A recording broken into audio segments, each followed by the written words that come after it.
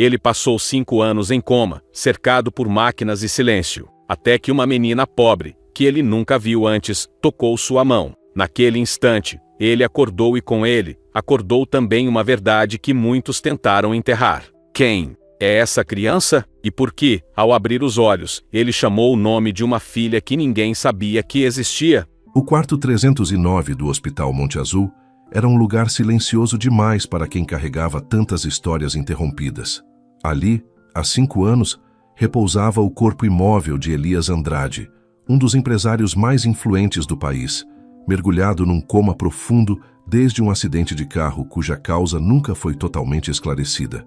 Os médicos diziam que ele ainda tinha atividade cerebral mínima, mas a cada ano que passava, suas chances de despertar se tornavam menores. Era como se o mundo o tivesse esquecido, exceto por algumas máquinas que insistiam em manter seu corpo quente. Naquela manhã chuvosa de quinta-feira, o hospital parecia operar no automático.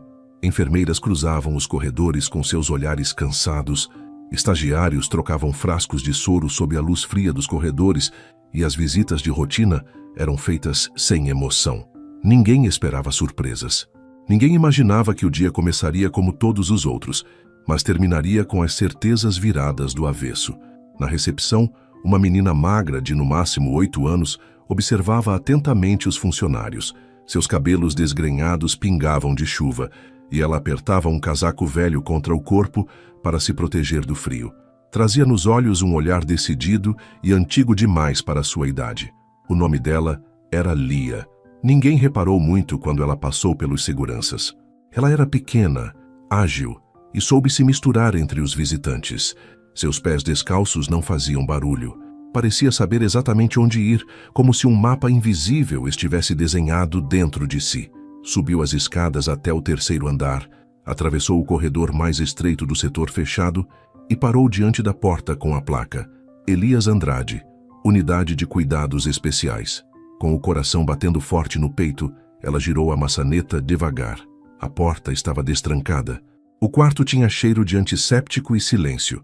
Um homem de cabelos grisalhos jazia na cama, com o rosto sereno, porém pálido. Tubos, fios e monitores preenchiam o ambiente com uma falsa sensação de controle. Lia se aproximou com passos hesitantes. Nunca o tinha visto pessoalmente, mas algo dentro dela a empurrava em sua direção. "Desculpa entrar assim", sussurrou, como se ele pudesse escutar. Ela esticou a mão e encostou 2 dedos no dorso da mão dele. Um gesto simples, leve, quase infantil. Mas naquele instante, o monitor cardíaco piscou de forma diferente. Um bip curto e agudo cortou o ar. Lia arregalou os olhos. Os dedos dele se moveram. Do lado de fora, uma enfermeira que passava ouviu o som e correu até a porta. Quando abriu, viu a menina com a mão ainda sobre a pele do paciente. Por um segundo, ficaram se olhando. A menina, assustada. A enfermeira, paralisada. Outro bip. Depois, os olhos de Elias se entreabriram, fracos, mas vivos. A enfermeira soltou a prancheta, que caiu com um estrondo seco no chão. O alvoroço foi imediato. Médicos invadiram o quarto. A menina tentou correr, mas foi contida no corredor por um segurança. Enquanto a equipe médica examinava Elias, a única coisa que ele conseguia murmurar era: "Clara, minha filha, Clara." Ninguém sabia quem era Clara. Nos registros oficiais, Elias nunca teve filhos. Viúvo há anos, seu nome havia sido sempre vinculado ao mundo dos negócios, nunca ao familiar. A equipe, ainda incrédula, registrou a reação como uma possível confusão pós-coma. Mas o médico-chefe, Dr. Vicente, sabia que aquela reação não era comum. Algo dentro dele dizia que havia mais do que parecia. No posto de enfermagem, a menina permanecia calada mesmo diante das perguntas. Apenas repetia com voz baixa. Ele precisava acordar. Já estava na hora. Ela não carregava documentos. Disse se chamar Lia, mas ninguém sabia de onde vinha. A assistente social foi chamada e a diretora do hospital, doutora Teresa Moura, uma mulher de fala firme e postura elegante, foi avisada da situação. Ela chegou minutos depois, com salto apressado e olhos que alternavam incredulidade e controle. "Como essa menina entrou aqui?" perguntou, observando Lia com atenção. Ninguém soube responder. A diretora se aproximou da criança com um olhar duro, mas ao mesmo tempo perturbado. O que você fez com o paciente? Lia apenas ergueu os olhos serena e respondeu: eu só toquei nele, e ele me reconheceu. Essa frase ecoou nos corredores do hospital com força. Jornalistas já se amontoavam do lado de fora após saberem da reanimação de Elias. A notícia de que uma menina pobre teria acordado o milionário virou manchete nas redes sociais em minutos. Teorias começaram a surgir. Milagre? Coincidência? Manipulação? Mas dentro da ala fechada, longe dos flashes e microfones, a inquietação real se instalava entre os profissionais. Porque algo no olhar de Elias, algo na forma como ele tentava formar palavras e tentava agarrar o colar no pescoço de Lia, sugeria que tudo aquilo era real, que havia uma ligação profunda entre eles. O diretor jurídico da empresa Andrade Global foi acionado.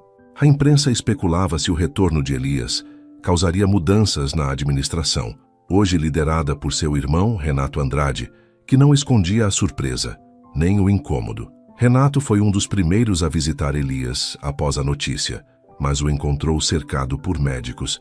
Quando os olhos do irmão se fixaram nele, a expressão foi distante e fria. Elias, sou eu, Renato, seu irmão, disse, tentando soar fraternal. Mas Elias olhou por cima do ombro dele e com dificuldade sussurrou: onde está? Clara? Renato engoliu seco. Aquele nome de novo, um nome que ele esperava nunca mais ouvir. Enquanto isso, Lia, isolada na sala da assistente social, olhava pela janela, em silêncio. Em suas mãos, ela segurava um pedaço de papel amassado, escondido dentro do bolso do casaco. Era uma fotografia antiga, e nela, uma mulher sorria ao lado de Elias com um bebê nos braços. Lia mantinha os olhos fixos na janela da sala de atendimento social. Lá fora, a chuva começava a parar, mas dentro dela um vendaval se armava. Desde que fora separada à força do quarto onde Elias havia despertado, ninguém mais lhe dirigira uma palavra gentil. Tudo parecia confuso. Enfermeiros, seguranças, adultos com pranchetas. Mas ela estava calma. Sabia que aquele momento chegaria. Desde o dia em que encontrou a fotografia, sentiu que precisava ver aquele homem. E agora, ele havia acordado. A assistente social, uma mulher de rosto gentil chamada Márcia, voltou à sala com uma xícara de chocolate quente nas mãos. Toma, vai te fazer bem, disse, estendendo o copo. Lia agradeceu com um leve aceno de cabeça, mas não bebeu. Continuou encarando a janela, segurando o papel amassado entre os dedos. Márcia percebeu e, com delicadeza, se sentou ao lado dela. Você trouxe isso do hospital? Perguntou, apontando a fotografia. Lia hesitou por um instante. Depois, com movimentos lentos, desdobrou o papel. A imagem estava desbotada, mas ainda nítida o suficiente. Uma mulher jovem, de cabelos castanhos e rosto sereno, segurava um bebê no colo. Ao lado dela, de braços cruzados e expressão contida, estava Elias. Márcia arregalou os olhos. Essa é a mãe da Lia? Sussurrou para si mesma. O nome dela era Clara. Lia respondeu sem que lhe perguntassem. E é o nome que ele falou quando acordou, né? Márcia engoliu seco. Sabia que não podia tirar conclusões precipitadas, mas algo naquela imagem mexia com ela. Pegou o celular discretamente e fotografou a imagem para enviar ao diretor do hospital. Havia algo ali que precisava ser verificado. Rápido. No quarto 309, Elias respirava com mais firmeza. Os monitores indicavam estabilidade, e ele já conseguia mexer os braços. A fala ainda era pastosa, mas os olhos estavam atentos. Quando viu o Dr. Vicente, tentou falar com esforço visível. Ela está viva? Vicente se aproximou tentando manter a calma. Havia muitos jornalistas tentando invadir o hospital e os acionistas da Andrade Global queriam notícias. Mas ali, diante daquele olhar confuso e cheio de dor, ele deixou de lado a política. Quem está viva, Elias? Fale devagar. Minha filha, Clara. Elias, você não tem registro de filha nos documentos oficiais. Está se confundindo? Ele balançou a cabeça com dificuldade. Tentou se erguer, mas ainda era cedo. Vicente segurou seu ombro com firmeza. Você precisa descansar. Voltaremos a falar disso. Mas me diga, quem é Lia? Elias demorou a responder. Piscou várias vezes, como se estivesse vasculhando uma memória empoeirada. Eu não sei, só senti. Ela me acordou. Eu reconheci os olhos, como os da Clara. Vicente saiu do quarto com uma sensação estranha. Pediu à equipe de prontidão que restringisse visitas e entrou em contato direto com a diretora Teresa. As coisas estavam fugindo do controle e havia uma sombra pairando sobre todo aquele episódio. Enquanto isso, na ala administrativa, Renato Andrade observava tudo de longe. Com os olhos fixos nas imagens das câmeras de segurança, viu o momento em que a menina entrava no andar e abria a porta do irmão. Sua expressão era de tensão contida. Como essa pirralha entrou aqui sem ser notada? Rosnou. Ao seu lado, Marina, assessora de confiança e responsável por comunicação da empresa, respondeu com cautela. A imprensa já está tratando isso como um milagre, senhor. Há hashtags com o nome da menina subindo nas redes. Muitos querem saber quem ela é. Se a imprensa descobrir que o Elias reconheceu uma filha que oficialmente nunca existiu, Renato fechou os olhos. Aquela palavra voltando à tona. Filha. Algo que havia sido enterrado há anos. Literalmente. Faça isso desaparecer, ordenou baixo, quase sussurrando. A menina, a história, tudo, antes que ele recupere totalmente a consciência e diga mais do que deve. Marina hesitou. E se ele já souber? E se essa menina for mesmo... Renato girou o rosto lentamente para ela. O silêncio foi suficiente. Marina engoliu seco e saiu da sala. Na sala da assistente social, Lia havia adormecido no sofá, exausta. Márcia aproveitou para conversar com a diretora do hospital. Doutora, essa menina, ela não é comum.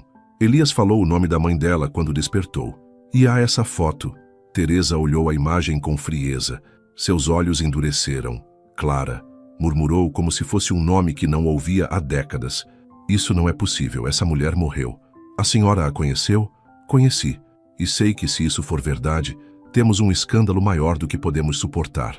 Essa criança precisa ser removida discretamente. Vamos entregar ao conselho tutelar e deixar que cuidem disso, mas sem alarde, sem conexões com Elias. Márcia recuou, surpresa com a postura da diretora. A senhora tem certeza? Parece haver algo verdadeiro nisso tudo. Verdades demais causam problemas, Márcia. Principalmente quando envolvem dinheiro, herança e pecados antigos. No final da tarde, enquanto o hospital silenciava novamente, Elias olhava para o teto com lágrimas nos olhos. Em sua mente, flashes desconexos surgiam. Clara correndo na praia, um bebê nos braços dela, um envelope rasgado com resultado de DNA e uma briga. Uma briga que ele ainda não conseguia lembrar com clareza. Mas havia algo que ele sentia com força. Alguém o impediu de saber a verdade. E essa verdade tinha nome. Um nome que agora ressurgia, num toque leve de uma menina que ninguém esperava ver. E no bolso da menina adormecida, havia mais do que uma foto. Havia também um bilhete amarelado, escrito com letra trêmula. Se um dia você encontrá-lo, diga que ela não morreu. Diga que Clara mentiu, para proteger o que restava. A noite caiu sobre o Hospital Monte Azul como um manto pesado, trazendo com ela um silêncio desconfortável. Os corredores estavam mais vazios do que de costume, como se o próprio prédio sentisse o peso do que havia sido despertado naquele dia. O quarto 309 agora era vigiado por 2 seguranças, sob ordens diretas da diretora Teresa.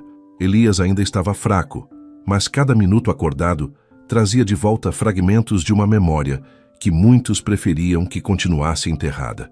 No leito, ele encarava o teto, os olhos ainda marejados. Era como acordar de um pesadelo apenas para cair em outro. Sua mente lutava para organizar as imagens que vinham e iam, como peças soltas de um quebra-cabeça destruído. A imagem de Clara sorrindo, o choro de um bebê, a dor de uma perda, e depois o rosto de Renato. Sempre ele, sempre com promessas, sempre dizendo que Clara o havia traído, que o bebê não era dele, que o teste de DNA estava ali, provando tudo. Mas Elias não se lembrava de ter visto o resultado, só de ter assinado algo, em meio à dor. Mentiram para mim, sussurrou, com voz rouca. Do lado de fora, Marina caminhava apressada em direção ao estacionamento subterrâneo, o celular pressionado contra o ouvido, a voz trêmula. Doutor Renato, precisamos conversar agora. A menina ainda está no hospital. A assistente social não quis entregá-la ao conselho tutelar sem uma decisão formal, e a imprensa está tentando entrar de novo.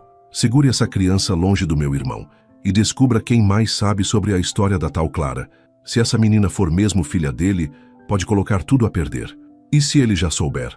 A resposta foi uma pausa longa. Depois Renato disse: então é tarde demais. No setor social do hospital, Lia acordou devagar. Márcia, sentada ao seu lado, estava relendo o bilhete escondido junto à foto.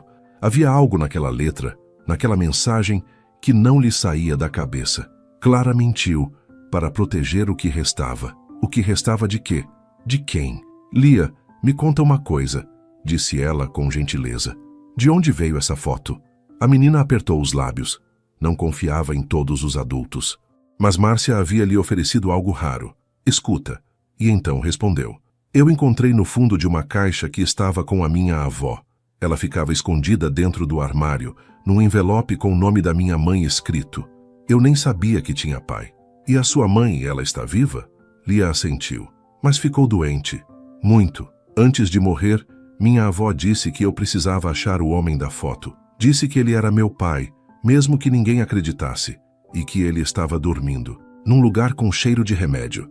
Márcia sentiu um arrepio. Aquilo não era uma invenção infantil, era um chamado.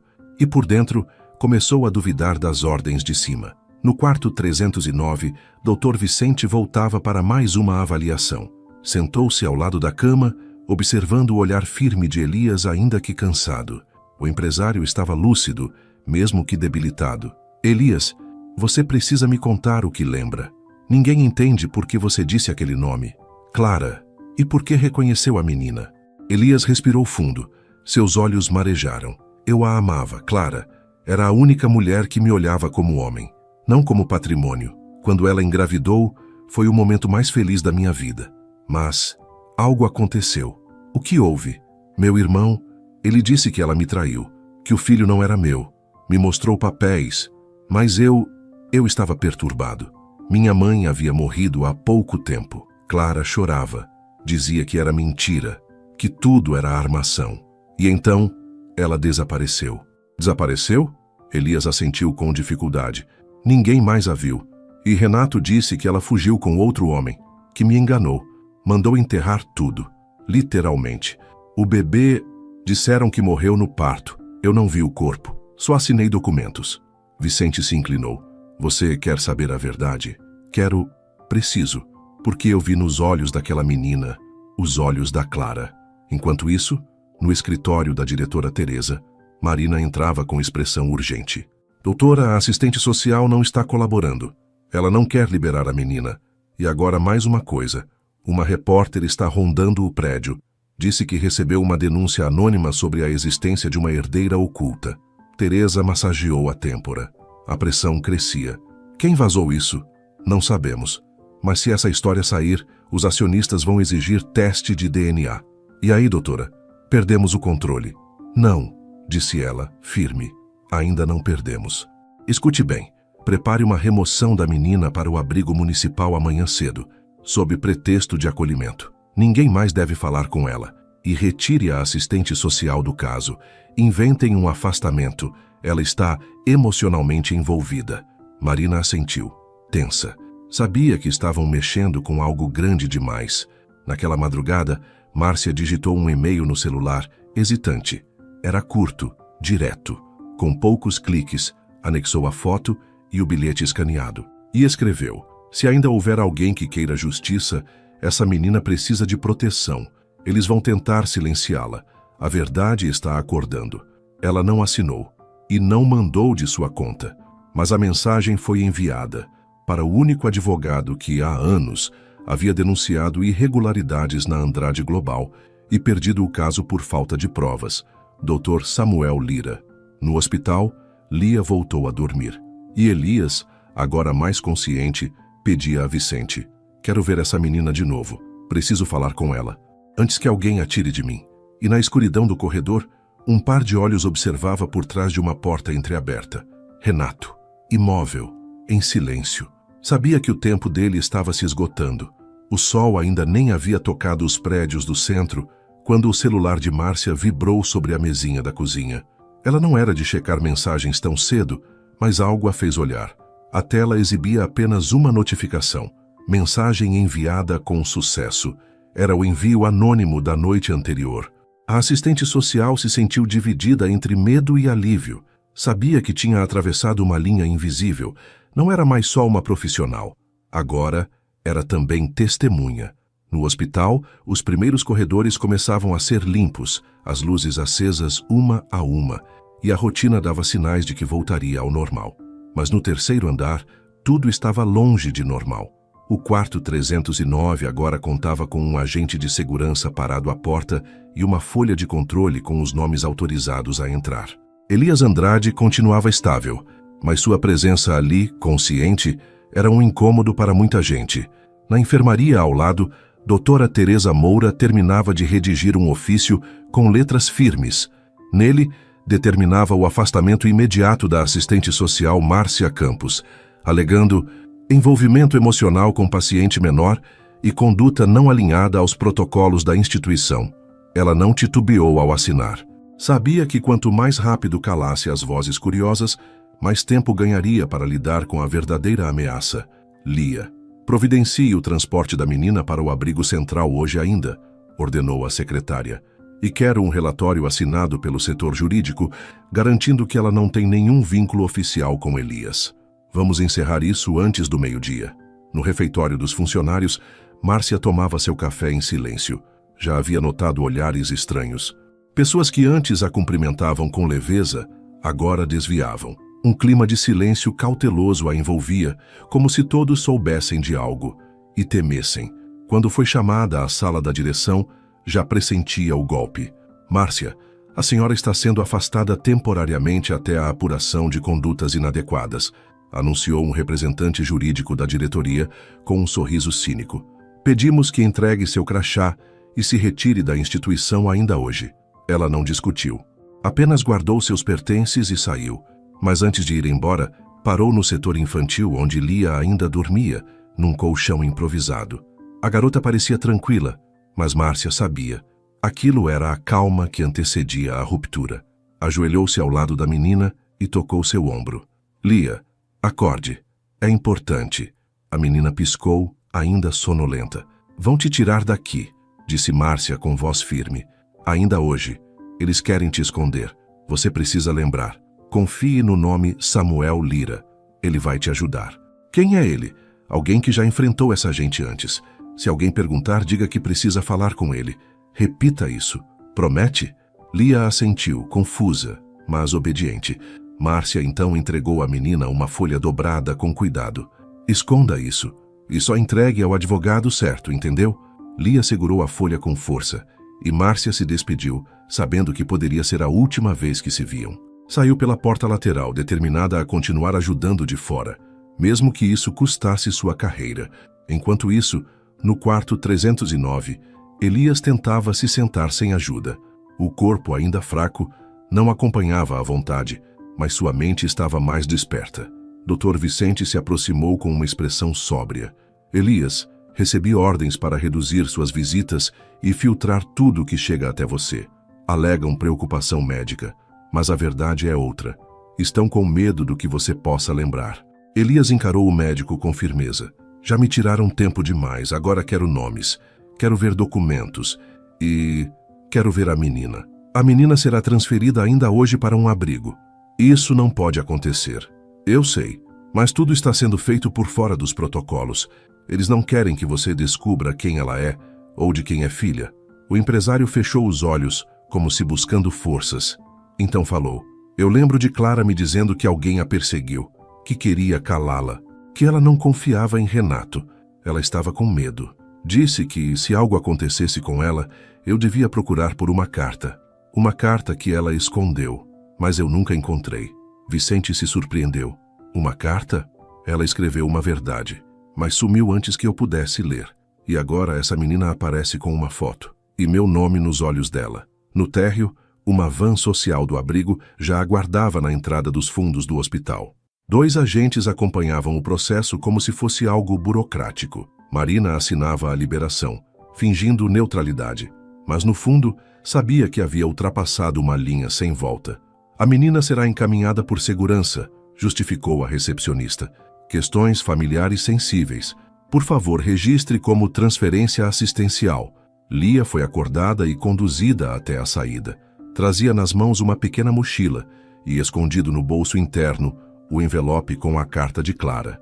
Um dos funcionários tentou arrancar dela. "Me dá isso, o que está escondendo?" "É só um desenho", respondeu firme. "Eu tenho direito de levar." Eles não insistiram. Marina observava de longe. Quando os olhos de Lia cruzaram os dela, algo a paralisou por um instante.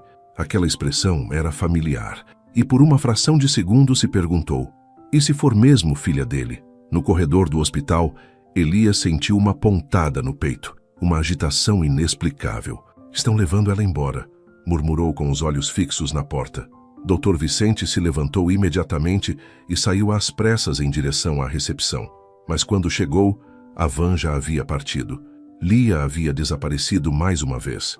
E agora, com ela, estava o único pedaço tangível do passado de Clara que ainda podia ser lido: a carta esquecida.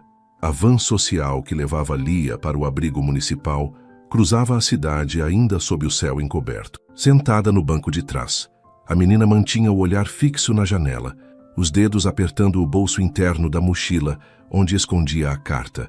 Sabia que algo estava errado. A pressa, os olhares desconfiados, o silêncio dos adultos. Tudo nela gritava que aquilo não era acolhimento, era afastamento. Os dois funcionários à frente conversavam em voz baixa. Um deles cochichava com o celular na mão, como se esperasse novas instruções. Lia não compreendia tudo, mas a palavra retirada foi repetida algumas vezes. Ela fechou os olhos e, silenciosamente, começou a repetir o nome que Márcia havia lhe ensinado: Samuel Lira. Confie nele, ele já enfrentou essa gente. No centro da cidade, Dr. Samuel Lira chegava ao seu pequeno escritório no segundo andar de um prédio antigo. Era um homem na casa dos 50, cabelos grisalhos desalinhados e olhar exausto, como quem havia perdido mais batalhas do que vencido. Mas seu senso de justiça seguia intacto, firme, embora desacreditado por muitos. A primeira coisa que viu ao abrir o notebook foi o e-mail anônimo que recebera naquela madrugada. A foto, a carta escaneada, o nome, Clara, e mais importante, o nome que ele não via há mais de 10 anos, Elias Andrade. "Não", murmurou empalidecendo. A letra era dela. Ele reconhecia. Tinha defendido Clara num processo de guarda anos antes, quando ela buscava proteção judicial após receber ameaças veladas da família Andrade. Na época, a ação foi retirada por ela mesma, de maneira abrupta. Na véspera da audiência, ela desapareceu. Samuel sempre suspeitou que alguém a forçara a desistir. Reler aquela carta agora, anos depois, era como reabrir uma ferida que nunca cicatrizou. A mensagem dizia: "Se algum dia essa carta chegar a você, é porque não consegui fugir de tudo. Me ameaçaram, me chamaram de mentirosa, mas meu maior medo sempre foi o que fariam com minha filha. Se Elias souber a verdade, vão querer calá-lo também. Por favor, proteja Lia. Ela tem os olhos dele." Samuel se levantou de súbito. Ligou para um contato antigo no Conselho de Acolhimento e pediu uma busca urgente pelo nome Lia, cruzando com o caso do Hospital Monte Azul. A atendente hesitou, mas, reconhecendo o nome do advogado, prometeu retornar em minutos. Enquanto isso, a van estacionava discretamente ao lado do portão lateral do abrigo. Os muros altos e a fachada descascada não lembravam nada do acolhimento prometido por Marina. Lia desceu da van com passos curtos, cercada. Antes de entrarem, um dos homens sussurrou ao outro: "Temos que esperar instruções antes de entregar ela oficialmente. Pode haver mudança de plano." Lia ouviu e correu. Foi tão rápido que ninguém reagiu a tempo. A menina escapou entre os carros, subiu por uma calçada estreita e entrou em um beco. Conhecia aquela região, vagamente. Sabia que não podia voltar para o hospital, mas também não podia confiar em quem a levava. Escondeu-se atrás de uma pilha de caixas até os passos dos homens se perderem na distância. Dentro do abrigo, os homens deram o alerta. Marina foi avisada imediatamente. "Ela fugiu? Como assim deixou escapar uma criança?" gritou ao telefone. "Ela correu feito bicho. Não deu tempo de agarrar. Vamos encontrá-la, mas precisamos de descrição mais precisa. Ela parece esperta. Ela é mais do que isso. Ela é perigosa", disse Marina com os dentes cerrados. "Encontre-a antes que ela encontre alguém que acredite nela." Enquanto isso, Dr. Samuel recebia o retorno da atendente. um tom preocupado na voz. Doutor, há registro de uma menina chamada Lia, recolhida hoje cedo, mas sumiu antes da entrada no sistema. Isso significa que a transferência ainda não foi concluída oficialmente. Se ela aparecer em algum lugar, ainda é considerada menor em vulnerabilidade, sem tutela definida. Ela tem nome, tem história e tem algo muito maior nas mãos. Mande um alerta a todos os abrigos da cidade. Diga que a menina está sob risco e que precisa ser protegida. E se alguém questionar, diga que é por ordem judicial. Eu resolvo depois. Samuel desligou e pegou a pasta que guardava os papéis antigos do caso Clara. Fotos, cópias de audiências e uma única imagem, desfocada mas clara o suficiente, de Elias ao lado de Clara, em uma festa da empresa.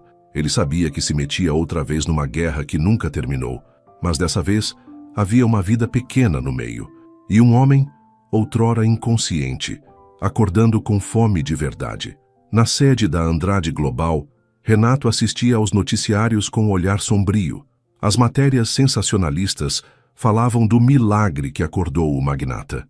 Outras, mais investigativas, começavam a questionar: quem é a menina que o tocou?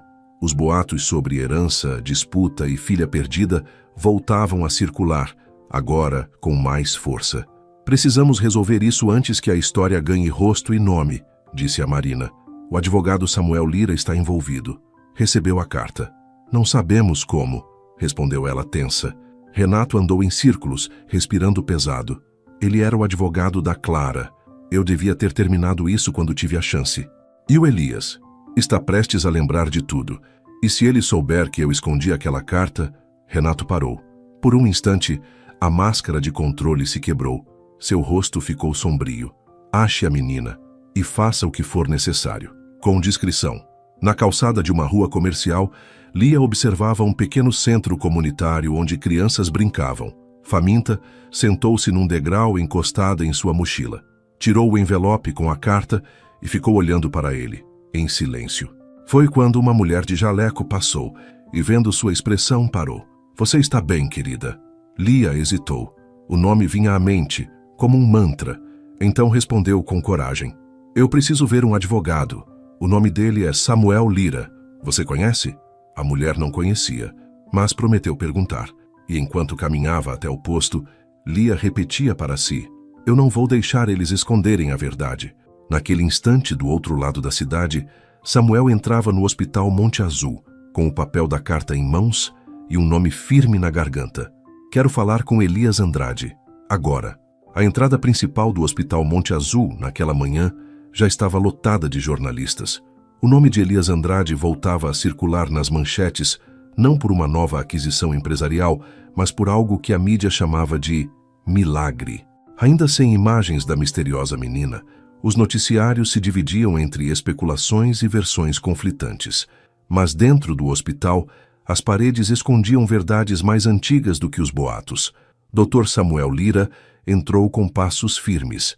A segurança tentou impedi-lo, mas ele exibiu uma autorização emergencial assinada por um juiz de plantão. O nome de Elias Andrade ainda tinha peso, especialmente agora, acordado. O advogado foi conduzido até o 3º andar, onde Dr. Vicente o aguardava com uma expressão tensa, mas esperançosa.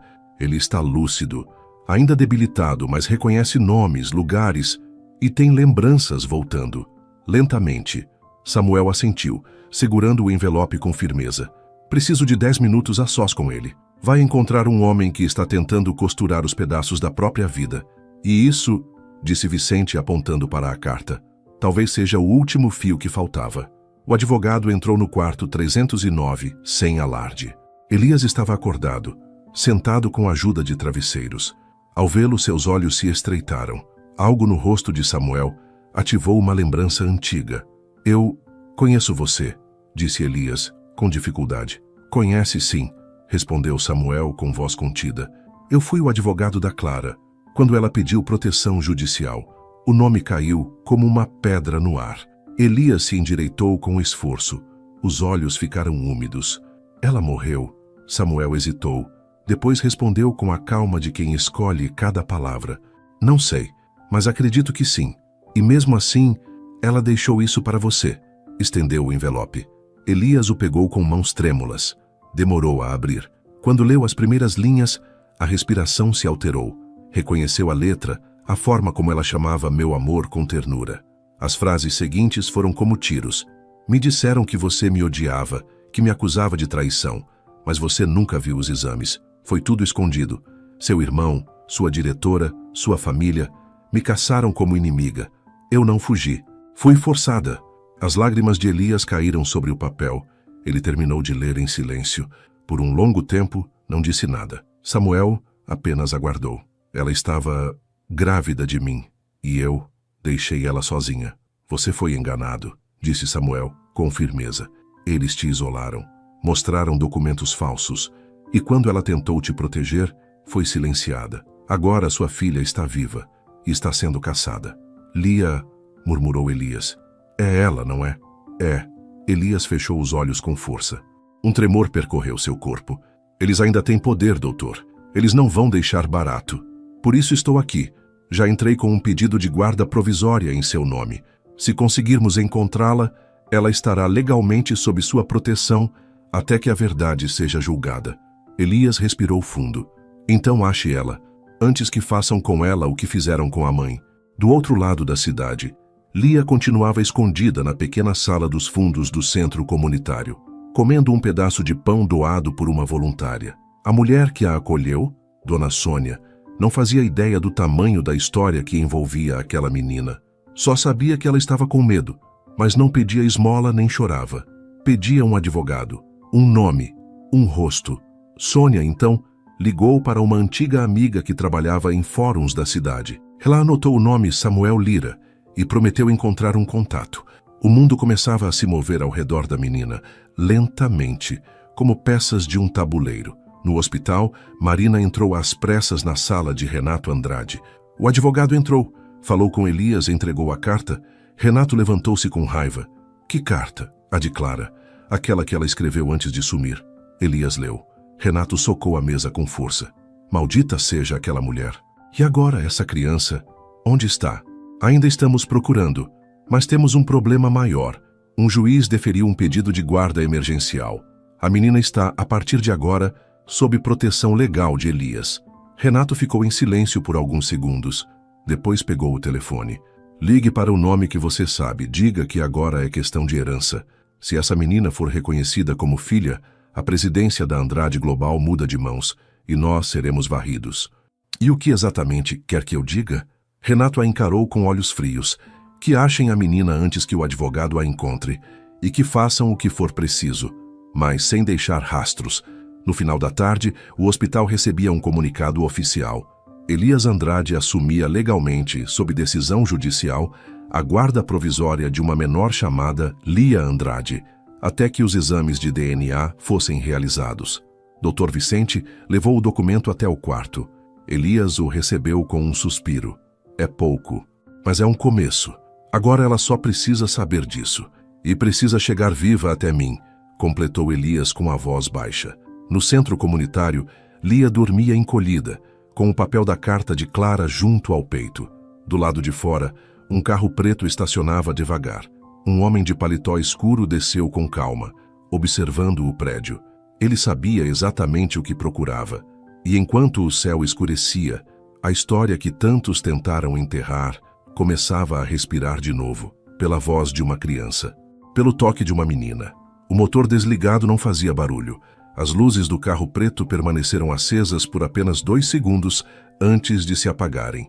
O homem que desceu do veículo usava um blazer escuro, uma camisa engomada e sapatos impecavelmente limpos.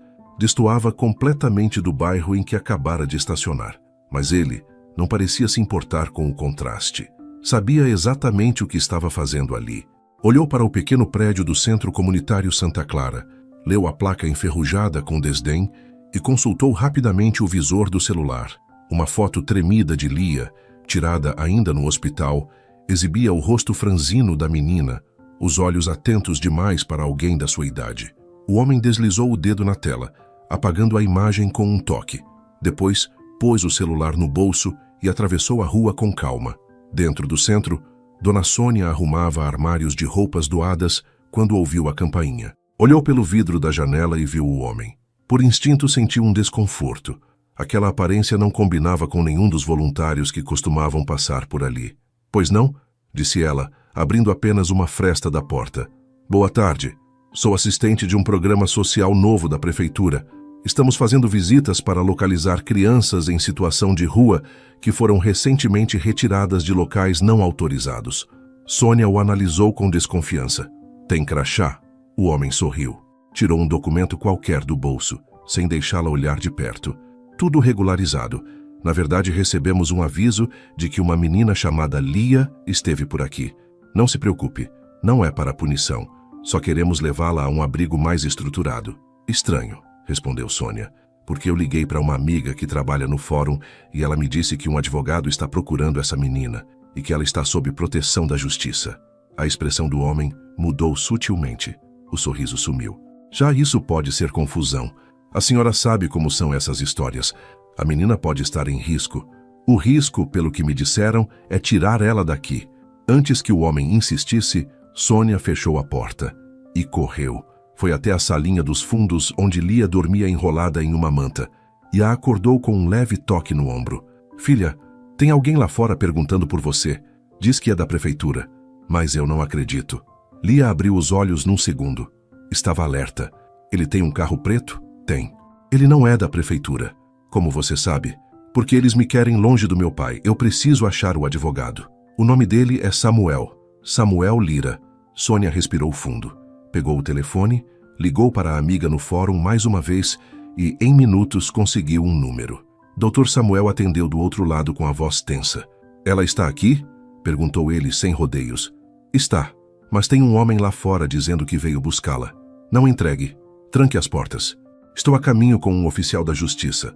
Chego em 20 minutos. Não deixe ninguém entrar. Sônia desligou e olhou para Lia. Você vai ficar comigo até ele chegar, tá? Não se preocupe. Mas a menina já conhecia os sinais do medo. Sabia quando o perigo estava perto. E aquele homem não sairia dali esperando calmamente. Ela se afastou da janela e se encolheu no armário de produtos de limpeza. Ouviu o barulho do carro dando a volta no quarteirão. Sabia que estavam sendo cercadas. Enquanto isso, Samuel Lira dirigia em alta velocidade pelas ruas congestionadas, com o celular no viva-voz. Dr. Vicente, Elias precisa ser retirado do hospital com segurança. Se descobrirem que ele tem poder legal sobre a menina, vão tentar desacreditá-lo. Ou pior, já estão tentando, respondeu Vicente. A diretora Teresa quer transferi-lo para um centro de recuperação, alegando necessidade psiquiátrica. Isso é manobra. Renato está jogando pesado. Não temos muito tempo. Na sede da Andrade Global, Renato Andrade assistia em silêncio a imagens das câmeras do hospital, enquanto Marina relatava a fuga de Lia. Ela ainda está viva, mas se Samuel chegar até ela primeiro, acabou, disse ela. Renato olhou pela janela de sua sala ampla. Sentia, pela primeira vez em anos, a estrutura que construíra com base na mentira começar a ruir. Não permitirei que uma criança destrua tudo. Clara já me tirou Elias. Não deixarei que essa garota leve o resto. No centro comunitário, o homem do carro preto agora forçava a maçaneta dos fundos. Sônia correu para o telefone fixo e discou para a polícia, mas a ligação caiu. Na segunda tentativa, ficou sem sinal. Lia, escondida no armário, começou a tremer. Pela fresta, viu a porta balançar. Os passos, as vozes abafadas. O terror infantil se misturava à coragem. Foi então que uma batida seca ecoou do lado de fora. Polícia Judiciária, abram. O homem hesitou e recuou. Samuel entrou com um oficial e imediatamente procurou por Lia. Encontrou-a acuada de olhos arregalados, mas ilesa. Correu até ela, ajoelhou-se e a abraçou com delicadeza. Você está segura agora. Eu vim como a Márcia pediu. Estou com a carta da sua mãe. Lia se agarrou a ele em silêncio. Sônia respirou aliviada, enquanto os policiais verificavam a área externa. O carro preto já havia sumido. Na saída, Samuel ergueu os olhos para o céu nublado e murmurou. Chegamos no limite. Agora ou a verdade vence, ou todos nós caímos. No hospital, Elias, sentado à janela, viu os primeiros pingos de chuva escorrerem pelo vidro. A memória da última vez em que viu Clara viva ainda o assombrava. A última discussão, as palavras frias, o silêncio final. Mas agora ele sabia. Ela nunca o traiu, e sua filha estava viva e precisava dele. O carro que conduzia Samuel Lira e Lia ao hospital avançava sob uma chuva fina, enquanto a cidade parecia assistir em silêncio ao desfecho de uma história que muitos acreditavam enterrada. No banco de trás, Lia permanecia quieta. Olhava pela janela, como quem tentava reconhecer o caminho de volta para algo que nunca teve. Nas mãos, apertava a carta da mãe como se segurasse o próprio coração. Samuel respeitava o silêncio da menina. Sabia que ela estava digerindo mais do que podia expressar. Durante o percurso, apenas uma frase escapou da boca dela em voz baixa. Ele vai acreditar em mim? Vai, respondeu Samuel com firmeza. Porque ele já sabe quem você é. Ele só precisa te ver.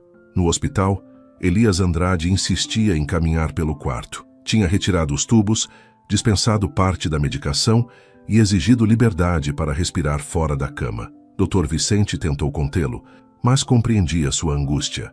Elias havia passado 5 anos preso num silêncio imposto. Agora cada minuto acordado parecia um resgate do tempo perdido. Eu preciso olhar nos olhos dela, disse Elias trêmulo. Preciso saber se é verdade. E se for? Perguntou Vicente. Então não importa mais o que perdi. Importa o que ainda posso proteger. Quando Samuel entrou no quarto com a menina pela mão, o tempo parou. Elias ergueu os olhos devagar, como se temesse que ela desaparecesse se os abrisse depressa demais. Lia parou a poucos passos da cama, hesitante, olhando para ele como se estivesse diante de um retrato. Mas então, seus olhos se encontraram. Não havia dúvida. Clara. Ele sussurrou instintivamente, confundindo. Lia sorriu com delicadeza e corrigiu. Não, eu sou a Lia, mas tenho os olhos dela. Elias cambaleou, levou a mão ao peito e se sentou devagar na poltrona ao lado da cama. Encarava a menina como se visse sua alma. Estendeu a mão e Lia caminhou até ele. Não houve discurso. Não houve cerimônia. Apenas um toque. O mesmo toque de dias atrás, agora com consciência. O ciclo se fechava ali, mas algo novo se abria. Eu sonhei com você por muito tempo, disse Elias com lágrimas nos olhos, mas achava que era culpa. Agora entendo que era saudade. Lia então puxou o envelope da mochila. Tem mais uma carta. Estava escondida dentro da costura da manta da minha avó. Eu só encontrei quando dormi lá pela última vez. Acho que minha mãe quis deixar como último recado. Samuel se aproximou e pegou o envelope com cuidado. Elias pediu que lesse em voz alta. O advogado assentiu e desdobrou o papel com mãos experientes, mas trêmulas. A carta dizia: se você estiver lendo isso, Elias, então nossa filha chegou até você. Não sei como, mas confio que o amor dela vai atravessar tudo. Preciso te contar algo que escondi por medo. Quando descobri que estava grávida, sua família me pressionou para ir embora. Disseram que eu era um risco, que eu queria te derrubar. Mas havia algo mais. Renato me ameaçou pessoalmente. Disse que se eu falasse com você, me tiraria a criança. Então eu fugi. Mas antes consegui entregar um envelope a uma enfermeira de confiança. Dentro dele estava o verdadeiro exame de DNA. Aquele que provaria que Lia é sua filha. Esse envelope nunca foi entregue. Talvez esteja perdido. Talvez alguém ainda o tenha. Mas não desista. Proteja nossa filha. Ela é a parte boa que ainda restou de nós. A leitura terminou em silêncio. Elias caiu em prantos. Samuel se manteve ao lado, mas respeitou a dor. Lia então tirou algo do bolso. Uma correntinha com um pingente em forma de gota. Era dourada, simples, mas com uma gravação quase apagada. Isso era da minha mãe. Ela disse que era a mesma que você deu a ela quando namoravam. Pediu que eu nunca tirasse. Tá vendo aqui? Tem uma letra E. Elias pegou o pingente entre os dedos. Reconheceu. Era dele. A lembrança o atingiu como um trovão. Ele entregando aquele presente num dia comum, achando que o amor que tinham era invencível. Eles roubaram a minha filha, murmurou. Mas não conseguiram roubar o que era nosso. Na sala da diretoria, Teresa Moura ouvia a notícia com uma expressão gelada. Marina entrava ofegante com o celular na mão. O advogado conseguiu encontrar a menina. Elias assumiu a guarda provisória. E agora há uma segunda carta, com nome, datas e uma possível pista do exame de DNA original. Onde está esse exame? Ninguém sabe. Mas se essa carta for reconhecida, podem pedir quebra de sigilo hospitalar da época. Teresa fechou os olhos por um instante. O passado que ela ajudou a encobrir Estava prestes a se levantar e bater à porta. Precisamos nos antecipar. Elias ainda está frágil. Se ele entrar com processo, tudo o que fizemos ou encobrimos virá à tona. Marina se aproximou quase sussurrando. Renato quer saber se seguimos com o plano de afastar Elias por incapacidade. Agora? Teresa hesitou. Se falharmos, vai parecer uma manobra desesperada. Mas se não fizermos, ele ganha. Do lado de fora, Samuel falava ao telefone com um contato no cartório judicial. Preciso oficializar a carta como evidência legal e vou solicitar um mandado para recuperar todos os prontuários médicos de Clara que desapareceram há 10 anos. Vai ser uma briga longa, respondeu a voz do outro lado. Mas agora eu tenho testemunhas, uma filha e provas. Isso muda tudo. No quarto, Lia encostava a cabeça no ombro de Elias. Ele acariciava os cabelos dela com ternura, como se tentasse recuperar uma década em minutos. Não disse nada, só sentia. Do lado de fora, Samuel observava os dois com um nó na garganta. E pensou, agora que se encontraram, não há mentira que os separe de novo. Mas mal sabia ele que o que viria a seguir não seria apenas uma disputa judicial. Seria uma tentativa desesperada de destruir a verdade antes que ela alcançasse o mundo. No dia seguinte, o Hospital Monte Azul amanheceu com movimento atípico. A entrada dos fundos recebeu 3 veículos pretos sem identificação visível. Desses carros desceram advogados, uma psicóloga judicial e um oficial de justiça, todos conduzidos à diretoria pela secretária pessoal de Teresa Moura. A movimentação, embora discreta, indicava que algo grande estava prestes a acontecer. Na sala de reuniões, Renato Andrade aguardava, com as mãos cruzadas sobre a mesa e a testa franzida. Estava visivelmente tenso, embora tentasse parecer calmo. Marina permanecia ao seu lado, com uma pasta volumosa que havia sido montada nas últimas 24 horas. Nela estavam laudos médicos antigos de Elias, relatórios manipulados e um dossiê com pareceres psicológicos, assinados por profissionais pagos para justificar o pedido que agora seria apresentado oficialmente. A interdição civil de Elias Andrade.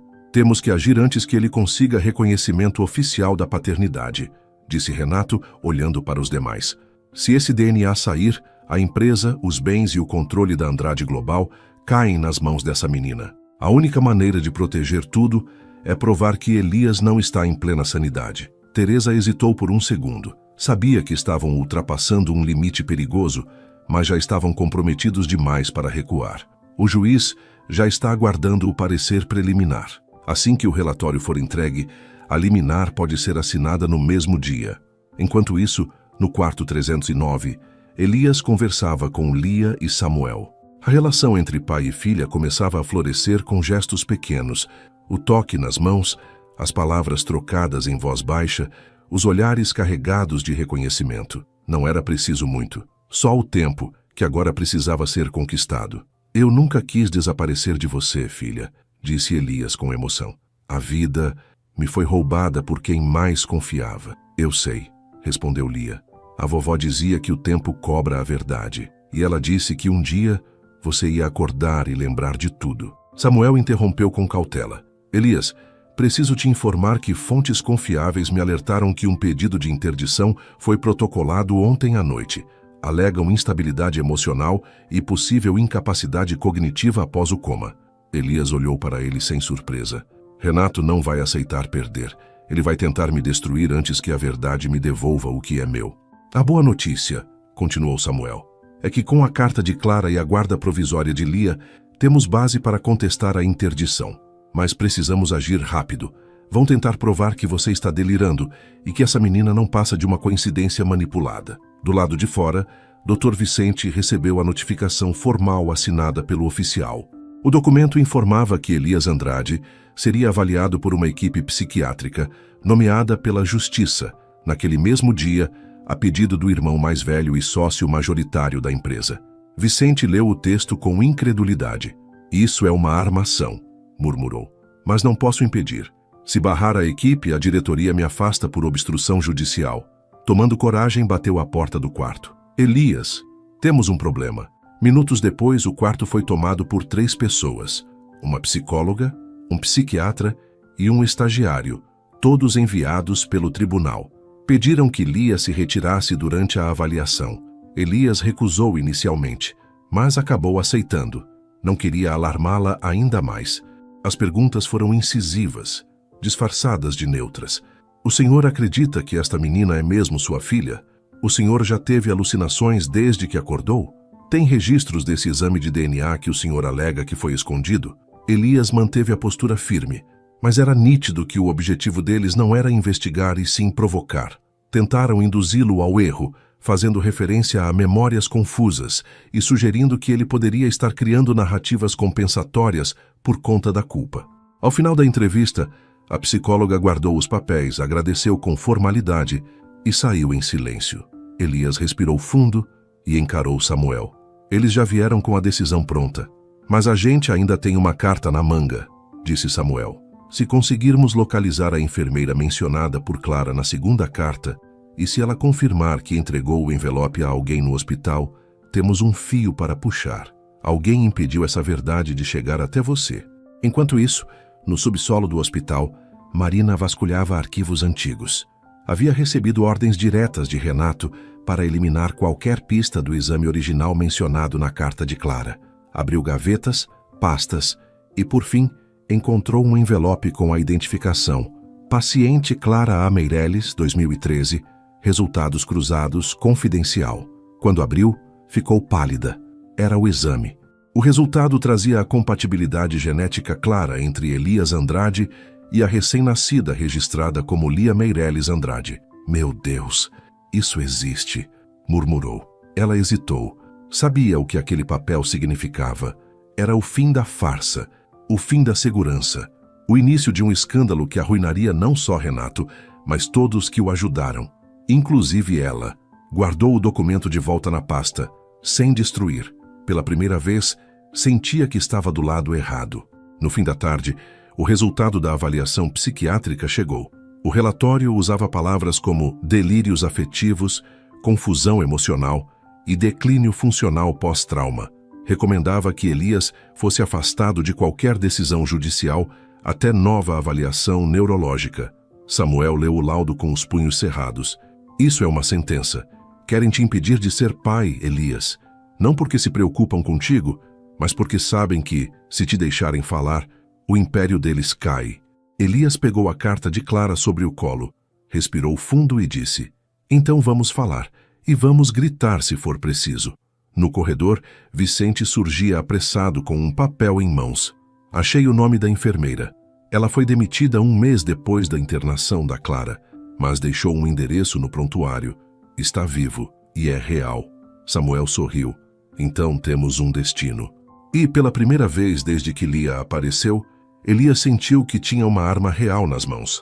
A verdade completa, com endereço, data e testemunha.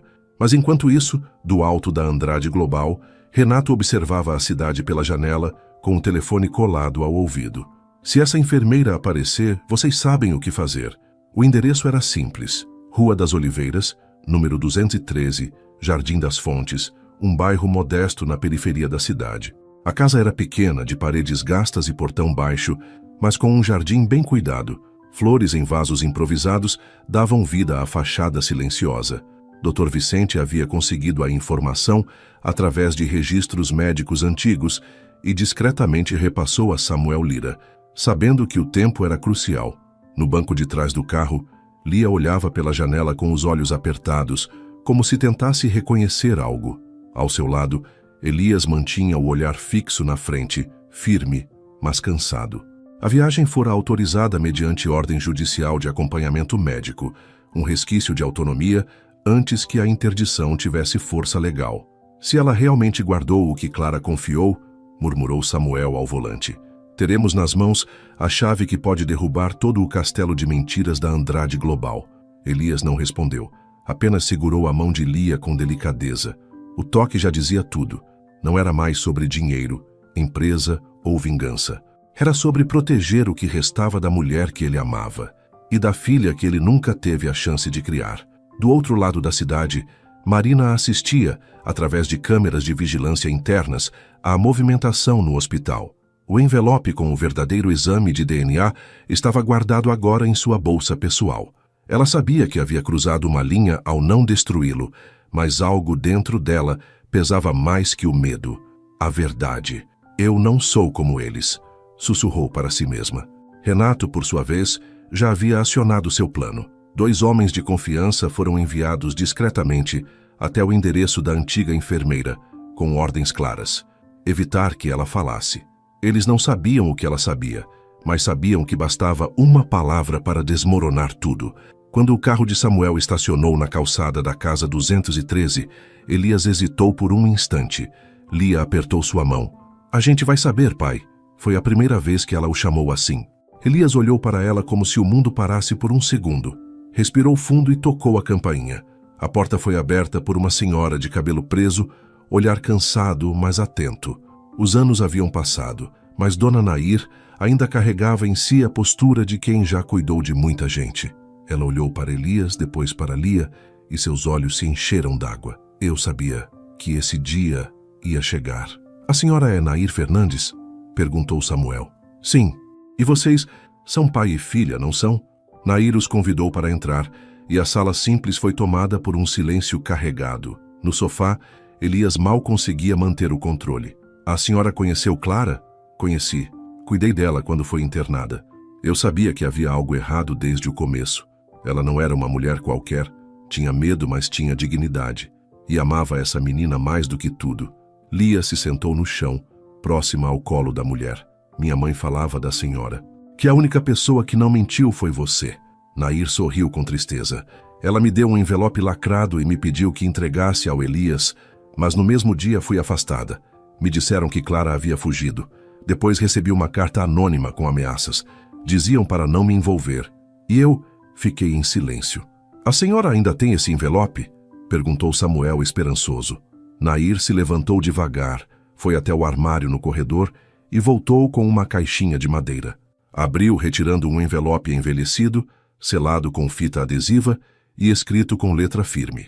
Elias, apenas abra quando souber a verdade. Samuel tomou o envelope com cuidado. Ao abrir, retirou um papel com o cabeçalho da clínica onde Clara havia feito o pré-natal. Era o exame de DNA original, assinado e autenticado. Abaixo, lia-se com clareza: Elias Andrade, compatível 99,98% com o feto. Paternidade confirmada. Elias levou as mãos ao rosto. Lia se aproximou e tocou sua perna. Agora eles não podem mais dizer que você é louco, né? Não, filha. Agora ninguém pode. Do lado de fora, 2 homens se aproximavam a pé. Um deles tirou uma arma do cinto e ocultou sob a jaqueta. Mas antes que pudessem tocar a campainha, ouviram a sirene de uma viatura. O carro de Samuel havia acionado um alarme silencioso ao estacionar. Protocolo padrão em visitas de risco. Os homens recuaram. Um deles murmurou ao outro: Vamos sair agora. A polícia já deve estar no caminho. Dentro da casa, Samuel observou pela janela e percebeu o movimento. Pegou o celular e ligou imediatamente para um contato da promotoria. Tenho em mãos um exame original de paternidade. Clara Meireles confirmou a ligação com Elias Andrade antes de morrer. E temos uma testemunha viva. Quero abrir processo de urgência para a suspensão da interdição e abertura de inquérito contra a diretoria do hospital. Do outro lado da linha, o promotor respondeu: Venha agora e traga tudo. Antes de saírem, Elias se virou para Dona Nair e a abraçou com força. A senhora salvou a minha filha. Obrigado por guardar o que era nosso. Vá com Deus, Elias, e não deixe que calem mais ninguém. Ao voltarem para o carro, a chuva aumentava. Samuel guardou o envelope num compartimento à prova d'água. Lia, sentada no banco traseiro, sorriu pela primeira vez em dias. Agora, podemos voltar para casa? Elias a olhou com ternura. Agora a gente pode, filha. Mas a guerra estava longe de acabar. E quando Marina abriu sua bolsa no estacionamento da Andrade Global e olhou para o envelope em suas mãos, o outro exame de DNA, o que fora escondido por anos, ela soube que chegara a hora de escolher entre salvar a própria pele ou fazer justiça à mulher que foi silenciada. O relógio na parede marcava 18h47 quando Marina fechou a porta de seu escritório na Andrade Global. O corredor de mármore estava vazio. Todos já tinham ido embora ou fingiam não ver o que se passava. Ela se encostou na madeira, sentindo a pulsação nos ouvidos. Dentro da bolsa, O envelope com o exame de DNA queimava como brasa. Aquilo era mais que papel. Era a confissão sepultada de uma década de mentiras. Abriu a janela. A noite caía sobre os arranha-céus, pontilhada por luzes distantes. Marina sempre dissera a si mesma que seguia Renato por ambição, não por crueldade, mas naquele instante percebeu quanto da própria vida fora enterrado sob decisões que nunca questionou. Puxou o celular, discou o número dele e ouviu 2 chamadas antes da voz carregada de controle atender. "Alguma novidade?" perguntou Renato sem cordialidade. "Tenho o exame original", respondeu a garganta seca. Silêncio. Depois, ele falou com cuidado calculado. "Destrua. Agora. E amanhã faremos um pronunciamento sobre a recuperação delicada do Elias. A interdição será homologada antes do meio-dia." Marina fechou os olhos. Viu na lembrança o rosto cansado de Clara no corredor do hospital muitos anos antes, suplicando ajuda. Lembrou-se de ter virado o rosto. "Renato, isso acabou. Eu não vou queimar este papel." Do outro lado da linha, a respiração dele se tornou pesada. "Não faça besteira, Marina. Você deve tudo ao que construímos." Ela tremeu, mas respondeu firme. "Não devo nada ao silêncio. Vou entregar às autoridades." Renato perdeu a calma. "Se você cruzar essa porta, é guerra. Tenho provas suficientes para arruinar sua carreira e a de sua família." Marina desligou. As pernas falharam, mas manteve-se em pé. Precisava sair antes que ele enviasse alguém. Abriu a gaveta, pegou um pendrive com cópias de contratos escusos que guardava por precaução. Agora seriam sua blindagem. Atravessou o hall com passos rápidos. No elevador, cada andar demorava uma eternidade. Quando as portas se abriram na garagem, 2 seguranças se destacaram do canto escuro. "Boa noite, senhora Marina. O Dr. Renato pediu que a acompanhássemos." O tom cortês soava como algemas invisíveis. Ela sorriu, fingindo normalidade. "Claro, apenas preciso buscar algo no meu carro." Eles cercaram-na discretamente. Marina apertou o chaveiro. Faróis piscaram no sedã prateado. Um dos homens avançou para abrir a porta, mas ela foi mais rápida. Enfiou-se no banco do motorista e trancou as portas. No mesmo segundo, engatou a ré. O para-choque roçou na canela de um segurança. O outro tentou puxar a maçaneta. Inutilmente. Ela disparou pela rampa, pneus cantando, coração acelerado. Lá em cima, chuva fina respingava no para-brisa.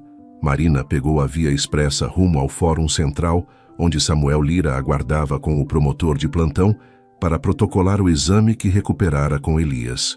Ligou para ele pelo viva-voz. "Samuel, sou eu. Tenho outro documento. O segundo exame.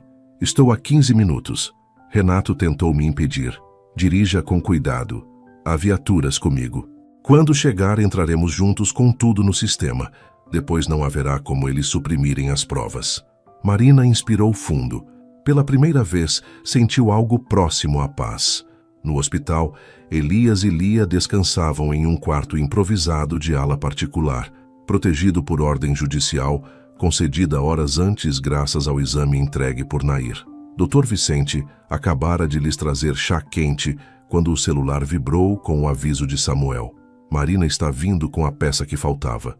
Precisamos garantir a segurança dela até chegar." Elias apertou a mão da filha. "Mas alguém escolheu a verdade, pequena. Isso tem força." Lia sorriu, lágrimas nos cílios. "A mamãe dizia que a verdade é como semente.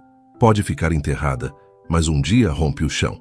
Na avenida molhada, faróis cruzaram o espelho retrovisor de Marina. Um SUV preto aproximava-se rápido. Ela reconheceu a placa. Era da frota de Renato. O peito apertou. Acelerou mais, mas o SUV emparelhou, tentando forçá-la ao acostamento. Lá dentro, via 2 homens gesticulando. O celular tocou. Era Renato de novo. Ela não atendeu. Em vez disso, puxou o pendrive, colocou-o entre os dentes e, mantendo a direção com uma mão, tirou o envelope do exame, enfiando-o na bolsa a tiracolo. Sabia o que precisava fazer se fosse bloqueada. O SUV guinou, batendo na lateral do sedã. Marina quase perdeu o controle. O carro derrapou, roçando a mureta. O airbag não disparou, mas a roda rangeu. Ela avistou a saída para o fórum, 300 metros. Rezou, reduziu, jogou o carro à direita. O SUV tentou seguir, mas freou tarde. colidiu num caminhão de entrega que surgira pelo outro lado. O estrondo ecoou, faíscas voaram. Marina não olhou para trás. Estacionou em frente ao prédio iluminado, trêmula. 2 policiais a reconheceram e correram para ajudá-la a sair. Preciso do promotor Luiz Candreva e do advogado Samuel Lira, disse ofegante. Tenho provas urgentes. Foi conduzida a uma sala segura. Minutos depois, Samuel entrou, enxugando a testa molhada de chuva. Ela entregou o envelope e pendrive. Renato mandou-me parar, mas não conseguiu. Samuel abriu o exame, comparou assinaturas, datas. Perfeito. Documento gêmeo ao já protocolado reforçando a fraude. O pendrive continha planilhas de desvios na Andrade Global, suficientes para abrir investigação criminal. O promotor, sério, assinou recibo e carimbou ambos os protocolos. A partir deste momento, declarou, qualquer tentativa de coagir testemunhas ou destruir provas configurará obstrução de justiça. Mandados de busca e apreensão serão expedidos ainda esta noite. Marina deixou escapar um choro contido. Samuel pousou a mão em seu ombro. Você acabou de salvar 3 vidas, e talvez muitas outras. Do lado de fora, sirenes se ouviam ao longe. Viaturas seguindo para a sede da Andrade Global e para o hospital, onde um oficial levaria a notícia da suspensão imediata da interdição e a abertura do inquérito contra Renato e Teresa. Elias caminhava lentamente pelo corredor quando viu policiais se aproximarem. Por um segundo, temeu o pior, mas o oficial sorriu brevemente, entregando-lhe um documento. Senhor Elias Andrade, por determinação judicial, o pedido de interdição foi revogado. O tribunal reconhece sua plena capacidade civil até conclusão da perícia imparcial, e a guarda de Lia está ratificada. O empresário fechou os olhos, as lágrimas misturando-se à chuva que escorria pela janela próxima. Abraçou a filha, sentindo o peso de anos cair dos ombros. Estamos livres, papai? Perguntou Lia. Ele a ergueu no colo, sentindo-a leve e forte. Estamos começando a ficar, respondeu, o olhar firme. Agora a verdade tem voz, e não vão conseguir calar de novo. Longe dali, no local do acidente, Renato saiu do SUV amassado, o terno molhado, o rosto contorcido de fúria ao ver as luzes vermelhas da polícia ao longe. Pela primeira vez, percebeu que a mentira, enfim, escapava por entre os dedos, como areia levada pela chuva que caía sobre a cidade, trazendo a promessa inexorável de justiça. Os primeiros flashes vieram antes mesmo do amanhecer. Câmeras de emissoras locais e jornalistas independentes posicionaram-se diante da sede da Andrade Global, convocados pela informação que começava a circular em grupos fechados da imprensa. A diretoria da empresa seria alvo de uma operação de busca e apreensão por fraude, obstrução de justiça e falsificação de documentos. Às 6h04, uma van preta da Polícia Federal estacionou em frente ao prédio de fachada espelhada. Homens de colete azul, comandados em mãos, passaram direto pela recepção onde os seguranças tentaram entender o que acontecia. Pouco depois, outras 2 viaturas chegaram. As portas de vidro se abriram para o que seria o início da queda de um império. No 15º andar, Renato Andrade terminava de vestir a gravata quando ouviu as sirenes pela janela. Ao se aproximar, viu os refletores, os flashes e o contorno inconfundível da justiça entrando por onde ele sempre acreditou ter controle. O celular vibrava sem parar. Mensagens de acionistas, diretores em pânico, advogados tentando contato. Do outro lado do prédio, Teresa Moura tentava apagar rastros em seu computador pessoal. Mas era tarde. Um dos agentes federais bateu à porta. Diretora Teresa Moura? Disse ele, já abrindo. A senhora está sendo intimada a prestar esclarecimentos imediatos. Solicitamos que nos acompanhe sem resistência. Ela tentou argumentar. Isso é um absurdo. Eu sou médica. Estou protegida por sigilo hospitalar, que foi quebrado por decisão judicial há menos de 4 horas. Temos ordem para apreender todos os dispositivos eletrônicos da senhora. Teresa empalideceu. Ao ser escoltada pelos corredores, cruzou o olhar com Marina, que agora estava ao lado do promotor Luiz Candreva, acompanhando pessoalmente o cumprimento dos mandados. As duas se encaram. Pela primeira vez, Teresa não tinha escudo. Você, sussurrou com desprezo, traiu a base de tudo. Não, eu tirei o silêncio do caminho. Marina se afastou sem virar o rosto. No Hospital Monte Azul, o clima também era de ruptura. Dr. Vicente acompanhava a chegada dos agentes que haviam sido autorizados a recolher documentos antigos, arquivos de pacientes, gravações internas e registros da ala onde Clara havia sido internada anos antes. Muitos desses documentos já haviam desaparecido, mas outros, antes considerados irrelevantes, agora poderiam ser peças-chave. Enquanto isso, Elias e Lia permaneciam no mesmo quarto. Após a suspensão da interdição e a confirmação legal da guarda, pai e filha puderam, pela primeira vez, sentar-se à mesa sem medo. Lia desenhava, enquanto Elias lia em silêncio o relatório médico que indicava que Clara sofrera ameaças formais dias antes de sumir. Em uma das anotações, escritas à mão por uma enfermeira substituta, lia-se: paciente. Clara relatou, em tom de desespero, que eles estão me vigiando. Disse que se algo lhe acontecesse, tudo estaria no envelope. Elias abaixou o papel e encarou a filha. Eles nunca quiseram que você existisse, mas você está aqui, forte, porque a mamãe me escondeu no lugar certo, respondeu Lia, sem tirar os olhos do desenho. No coração da minha avó. Ela dizia que amor verdadeiro é o esconderijo mais difícil de encontrar. Elias segurou o choro.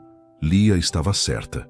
A menina havia sobrevivido à trama mais sórdida que ele jamais imaginara, e ainda assim, conservava a doçura.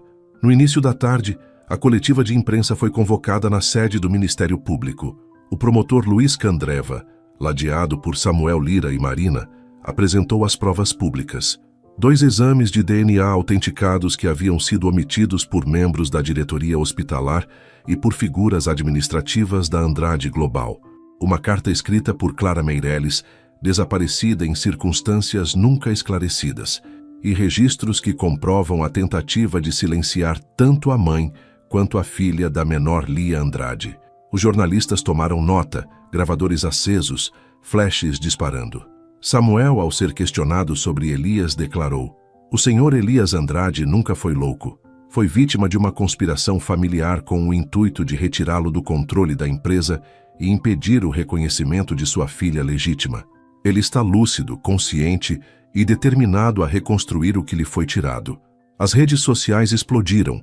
O nome Lia Andrade subiu rapidamente aos assuntos mais comentados, junto com as hashtags Justiça por Clara, Márcio Lia existe, Elias desperto. Personalidades influentes começaram a comentar o caso, exigindo responsabilização de todos os envolvidos. Enquanto isso, dentro da sala de conferência da Andrade Global, acionistas majoritários se reuniam em clima de crise. A revelação de que Renato havia ocultado herdeiros e fraudado a presidência gerou tensão imediata. Um por um, começaram a rever votos e uma reunião de emergência foi marcada para destituí-lo do cargo. E no fundo da mesma sala, Renato assistia ao desmonte.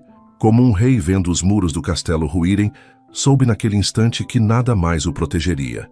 Tentou contato com advogados, mas agora o nome dele constava em denúncias formais por coação de testemunhas, ocultação de documentos e abuso de poder. Do lado de fora, Elias assistia à transmissão da coletiva pela TV do hospital. Lia estava deitada no sofá desenhando ele e Clara de mãos dadas, com um coração entre os dois. Pai, quando tudo acabar, a gente pode plantar uma árvore com o nome dela? Podemos sim, filha. E vamos cuidar dela juntos, como ela cuidou da gente em silêncio. Na noite que caiu, os corredores da Andrade Global estavam vazios. As luzes ainda acesas iluminavam apenas as primeiras ruínas de uma mentira desmoronando. Na manhã de segunda-feira, o saguão principal do Hospital Monte Azul amanheceu rodeado de repórteres, câmeras e curiosos. A imagem que viralizou nos últimos dias, um pai e uma filha separados por anos de mentira, comoveu o país inteiro. Elias Andrade, até então visto como um empresário frio e recluso, havia se transformado no símbolo de um homem que despertou para a verdade. E ao lado dele, uma menina de apenas 9 anos tornava-se a protagonista da reconstrução de uma família destroçada. No quarto andar, Elias terminava de vestir uma camisa azul clara passada às pressas por uma das enfermeiras. O rosto ainda estava pálido, mas os olhos mais vivos que nunca. Lia, ao seu lado, arrumava os próprios cabelos diante do espelho com um elástico simples. Está bom assim? perguntou ela, se virando. Elias sorriu, emocionado. Está perfeita, como sempre. Na recepção, Samuel Lira organizava os detalhes do evento com a equipe do hospital. Por decisão judicial, Elias faria uma declaração pública oficial com a presença da imprensa. Não era apenas um direito, era uma necessidade. As pessoas precisavam ouvir da própria boca dele a verdade que tantos tentaram calar. Às 10 em ponto, as portas se abriram. Com passos lentos, Elias surgiu, segurando a mão de Lia. O silêncio tomou conta do saguão. Câmeras ligadas, luzes acesas, microfones estendidos. Ao ver a menina ao lado do pai, os olhos de muitos se encheram d'água. Não havia encenação. Aquilo era a vida real despida. Elias posicionou-se diante do púlpito improvisado. Respirou fundo e começou. Eu passei 5 anos desacordado, mas foram mais do que 5 anos dormindo. Foram anos de silêncio construído em cima de mentiras. Olhou para Lia, que apertou sua mão. Continuou. Me fizeram acreditar que Clara, a mulher que eu amava, havia me traído. Me esconderam documentos, manipularam meu luto, me arrancaram a chance de ser pai. Me tomaram uma vida inteira, mas a verdade, como minha filha me ensinou, sempre acha um jeito de brotar. As câmeras não paravam. Elias abriu o envelope e mostrou o exame de DNA original. Esta é a prova que me negaram. Este é o papel que sepultaram. E esta menina olhou para Lia. É o amor que sobreviveu a tudo. Lia então subiu num pequeno banco ao lado. Pegou o microfone com as 2 mãos e disse com voz firme: Meu nome é Lia Meireles Andrade. Eu sou filha da Clara. E agora sou filha do Elias também. A minha mãe foi muito corajosa. Ela me escondeu para me proteger. Ela dizia que tem gente que finge que protege, mas na verdade só tem medo da verdade. Hoje, eu não tenho mais medo. O público explodiu em aplausos. Repórteres engasgaram ao formular perguntas. Um dos jornalistas da TV aberta, emocionado, perguntou: O que vocês pretendem fazer agora? Elias respondeu sem hesitar: Viver, em paz, e lutar para que ninguém mais tenha a história apagada como Clara teve. Vamos abrir uma fundação com o nome dela, para apoiar mães solteiras ameaçadas por poderosos. Porque o silêncio não pode mais ser cúmplice. Na sede da Andrade Global, a coletiva estava sendo assistida ao vivo pelos acionistas. As palavras de Elias ressoaram como martelo em tribunal. No final da transmissão, o presidente do conselho bateu com os dedos na mesa. Considero esta a prova final de que o atual presidente, Renato Andrade, fraudou documentos, omitiu informações e usou recursos da empresa para perseguir pessoas inocentes. A proposta de sua destituição será votada hoje à tarde. Ninguém contestou. Do outro lado da cidade, Teresa Moura assistia à transmissão de dentro de uma sala de espera, na Delegacia de Ética Médica. Agora, aguardava o início do processo que poderia resultar em sua expulsão do Conselho de Medicina. Pela primeira vez, não usava jaleco, apenas um casaco velho e um semblante derrotado. Ela sobreviveu, murmurou em voz baixa. O advogado ao seu lado não respondeu. Sabia que era tarde demais para conselhos. No fim da tarde, Marina visitou discretamente Elias e Lia no hospital. Trouxe flores brancas. São para Clara, disse, entregando-as à menina. Eu devia ter falado antes, mas guardei por medo. Vocês foram mais fortes do que eu. Lia a abraçou. Elias assentiu com gratidão. Às vezes, a verdade só precisa de uma fresta para entrar. A sua foi essa. Marina sorriu emocionada. Eu quero ajudar na fundação. Já vi mulheres demais sendo silenciadas. Está na hora de usar o que sei, do lado certo. À noite no quarto, Elias ajudava Lia a guardar os desenhos numa pasta. Ao final pegou um deles, o que mostrava Clara, Elias e Lia de mãos dadas, e o colocou sobre a mesinha. Posso te contar uma coisa? Disse ele com a voz baixa. Pode. Mesmo enquanto eu dormia, eu sonhava com ela, com a Clara e com você, como se meu coração já soubesse. Lia deitou-se na cama e puxou o cobertor. Ela falava que o coração escuta melhor que os ouvidos e que quem ama de verdade nunca se perde, só se esconde por um tempo. Elias apagou a luz e sentou-se na poltrona ao lado, olhando a filha dormir. Na parede, o desenho com 3 corações continuava ali, como um testemunho mudo do que o amor resistiu. Naquele dia, enfim, Clara foi ouvida. Lia foi reconhecida, e Elias, pela primeira vez em anos, pôde respirar com a alma em paz. O terreno escolhido ficava nos arredores da cidade, numa antiga área verde esquecida entre prédios e avenidas. Pertencia à Andrade Global, mas há anos estava abandonado sem projeto definido. Agora, seria transformado em algo que nenhum dos acionistas havia previsto, a Fundação Clara Meireles, nome escolhido por Lia e aprovado por Elias sem uma única vírgula a ser modificada. Na manhã de sábado, um grupo pequeno e silencioso reunia-se no local para o ato simbólico de abertura do espaço. Elias usava uma camisa simples e calça social leve, parecendo menos empresário e mais homem comum. Ao seu lado, Lia carregava uma muda de árvore com as raízes envoltas num pano úmido. O clima era úmido, mas o céu limpo, como se também aguardasse aquele momento. Marina, agora oficialmente ex-diretora de comunicação da Andrade Global, coordenava os últimos detalhes da cerimônia. Desde que entregara os documentos e ajudara na denúncia contra Renato, vinha trabalhando nos bastidores com Samuel e outros aliados para estruturar legalmente a fundação. Pela primeira vez em anos, sentia que seu trabalho construía algo que não precisava ser escondido. Vai se chamar Clareira da Clara, disse Lia, apontando para o jardim ao lado da futura sede. Porque clareira é o lugar onde a luz entra quando ninguém espera. Elias sorriu emocionado. E porque o nome dela nunca mais vai ser apagado, o plantio da árvore foi o primeiro ato. Lia cavou a terra com as próprias mãos, com o auxílio de uma enxada pequena, trazida por um dos jardineiros do projeto. Quando terminou, Elias se ajoelhou ao lado dela, e juntos enterraram as raízes, cobrindo-as com cuidado. Um cartaz simples de madeira foi fixado ao lado. Raiz da Verdade 2025. Em seguida, Marina entregou um documento a Elias.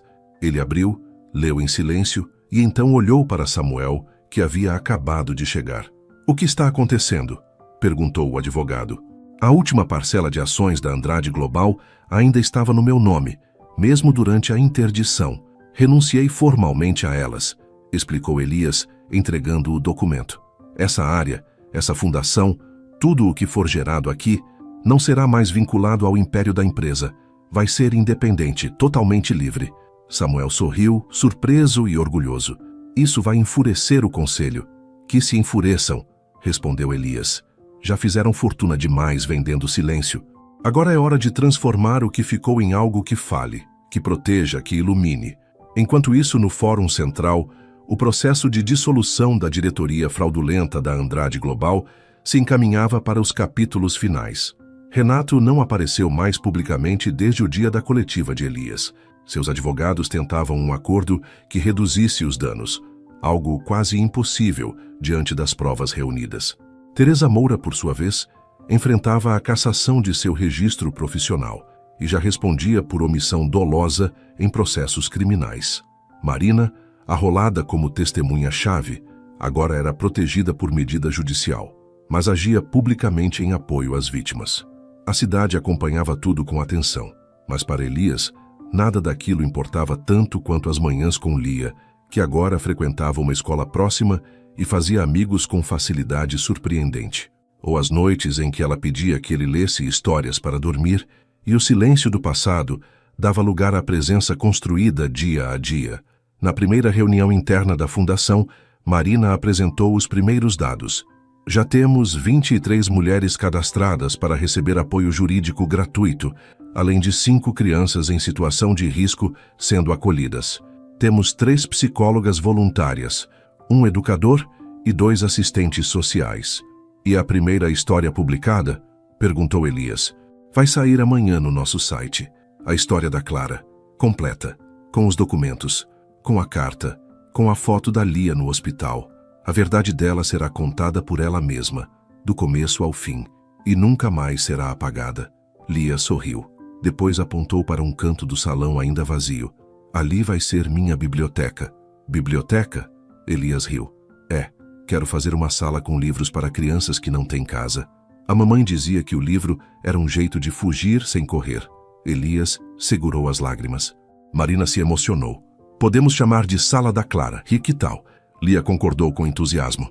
Naquela noite em casa, Elias preparava o jantar enquanto Lia fazia um desenho no sofá. Era um quadro com 3 pessoas.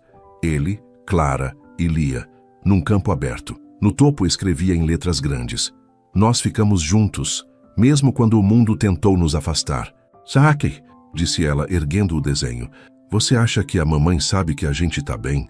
Elias se aproximou, acariciou seus cabelos e respondeu: "Acho que ela sente, e acho que, onde quer que ela esteja, está sorrindo agora. Então amanhã, a gente pode comprar flores e ir visitar ela?" Elias assentiu, a voz embargada. "Vamos sim, filha. Vamos levar as flores mais bonitas e contar tudo para ela." Na mesa, o jantar foi simples, mas havia risos, partilhas, perguntas bobas e abraços de verdade. E pela primeira vez em muitos anos naquela casa pequena e tranquila, havia algo mais valioso do que justiça, vingança ou reconquista. Havia recomeço. O cemitério do Jardim dos Ipês era silencioso naquela manhã de céu limpo. Não havia multidão, nem câmeras, nem barulho de trânsito. Apenas o canto distante dos pássaros e o som suave do vento entre as árvores. Elias caminhava devagar, com um buquê de flores brancas nas mãos. Lia vinha ao seu lado, segurando um potinho com pequenas pedras lisas que havia pintado em casa, com palavras escritas em cada uma delas: força, amor, esperança, perdão. Chegaram diante da lápide simples, que trazia o nome Clara Aparecida Meireles, 1987-2014. O amor que cala é semente. Um dia rompe a terra. Elias ficou em silêncio por longos minutos. Lia se ajoelhou primeiro. Retirou a tampa do pote e começou a colocar as pedrinhas ao redor da lápide com cuidado, como se fosse um ritual. Depois, sorriu e disse baixinho: "Oi, mamãe, eu voltei." Elias engoliu em seco. As palavras não vinham com facilidade, mas ao ver a filha ali ajoelhada sobre o chão que simbolizava tudo o que fora perdido, entendeu que não precisava dizer tudo, só o que vinha do fundo. "Clara", começou ele com voz embargada. Demorou muito, muito mais do que devia. Mas a sua coragem foi maior que a mentira deles, e ela chegou até mim. "Do jeitinho que você disse que faria. A nossa filha nos salvou." Ele se ajoelhou ao lado de Lia e colocou o buquê de flores junto às pedras. Depois, tirou do bolso uma fotografia antiga. Era aquela em que Clara aparecia sorrindo com um bebê nos braços, tirada dias antes de tudo mudar. Enfiou a ponta da foto entre duas pedras e pressionou com o dedo, como quem sela uma promessa. "A justiça está sendo feita. A verdade venceu. Eles não vão te apagar mais. E nem a ela." Lia encostou a cabeça no ombro dele. Ela sabia que a gente ia ficar bem. Só estava esperando a gente se encontrar de novo. Elias passou o braço ao redor da menina e ficaram ali por mais alguns minutos, em silêncio, sentindo apenas a brisa que passava. Depois se levantaram devagar e caminharam de volta ao portão. Ao saírem, Elias olhou para trás e viu a lápide agora cercada por pedrinhas coloridas. Era simples, mas poderoso. Clara, enfim, não estava mais sozinha. Meses depois, a Fundação Clara Meireles foi inaugurada oficialmente com a presença de autoridades, jornalistas e centenas de pessoas anônimas que haviam se comovido com a história. Elias não quis discursos longos. Foi Lia quem falou diante de todos. "Essa fundação não é só da minha mãe, é de todas as pessoas que já foram silenciadas. Aqui, a gente vai ouvir, vai proteger, vai lembrar, porque a verdade tem nome, tem rosto e tem raiz." Ao final da cerimônia, plantaram mais 5 árvores ao redor da clareira original. Cada uma recebeu o nome de uma mãe atendida pela fundação nos primeiros meses. O lugar agora florescia, como Clara prometera um dia. A imprensa, dessa vez, respeitou o limite. Nenhuma câmera foi autorizada a invadir os espaços da fundação. Tudo era documentado com sobriedade e autenticidade. Em casa, a rotina de Elias e Lia agora era marcada por hábitos pequenos, mas poderosos. Café da manhã com frutas cortadas em coração. Leituras antes de dormir. Jantares aos domingos com Marina e Samuel, que se tornaram aliados inseparáveis. Marina, especialmente, encontrara na reconstrução da história de Clara sua própria redenção.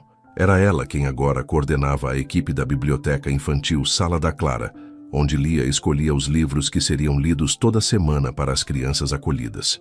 Certa noite, após um evento discreto, Elias a chamou para conversar no jardim. "Marina, tem algo que quero te dar." Entregou a ela um envelope com a escritura do terreno da fundação, agora em nome da instituição, sem vínculo algum com a Andrade Global. É seu também. Você não só salvou a prova, você escolheu o lado certo, mesmo tendo muito a perder. Marina segurou o papel com os olhos úmidos. Eu nunca tive coragem antes, mas ela teve, e você também. E essa menina olhou para Lia de longe, correndo com outras crianças. Essa menina nos ensinou que a verdade é uma travessia. Elias sorriu. Então que a gente nunca mais perca o caminho. Em um domingo de sol, Lia e Elias voltaram à clareira para uma visita especial. Ao lado da árvore plantada, agora mais alta e cheia de folhas, havia uma pequena placa nova com letras esculpidas. Aqui começou a verdade, e daqui ela nunca mais vai sair. Lia se sentou na grama, tirou os sapatos e encostou os pés na terra. Elias deitou ao seu lado, cruzando as mãos atrás da cabeça. A gente já chegou no fim, pai? Não, a gente só chegou onde tudo recomeçou. Ela riu, depois olhou o céu. Então acho que a mamãe gostou. Elias olhou para as nuvens e pela primeira vez, desde que despertou do coma, sentiu que estava totalmente acordado. Não apenas com os olhos, mas com a alma, porque a verdade, enfim, havia encontrado seu lugar. E Clara, mesmo ausente, nunca esteve tão presente.